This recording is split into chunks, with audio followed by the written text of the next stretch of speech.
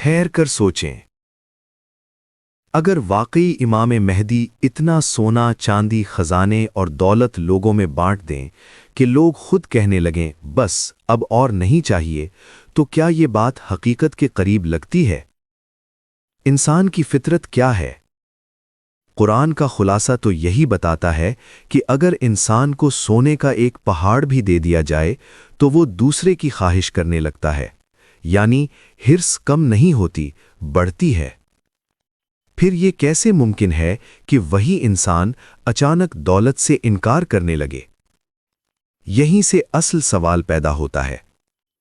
अगर इतनी दौलत आम हो जाए कि हर शख्स बेहिसाब अमीर हो जाए, तो फिर दुनिया का निजाम कैसे चलेगा? कौन खेतों में काम करेगा? कौन फैक्ट्रियां चलाएगा? कौन दुकानें खोलेगा?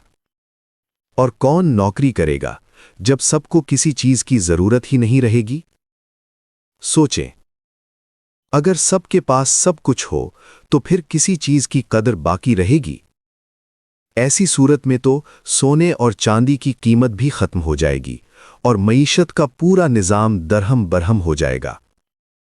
तो क्या वाकई इस हदीस या तसव्वुर का मतलब यही है, या फिर इसके पीछे कोई गहरा तमसीली मफहूम छुपा हुआ है? शायद असल खजाने वो नहीं जो हम समझ रहे हैं, शायद वो इल्म के खजाने हैं।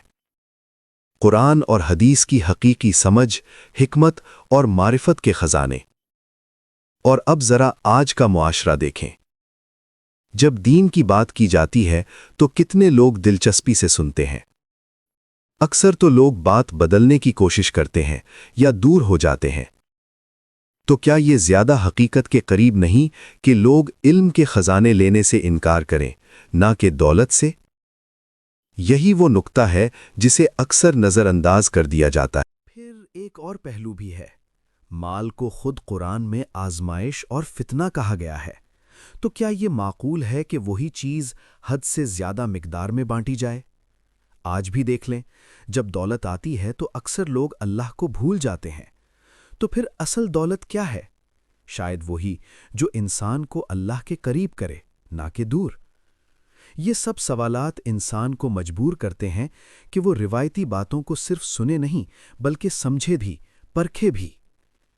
क्या हम वाकई सोचते हैं या सिर्फ वही मार लेते हैं जो हमें बताया जाता है?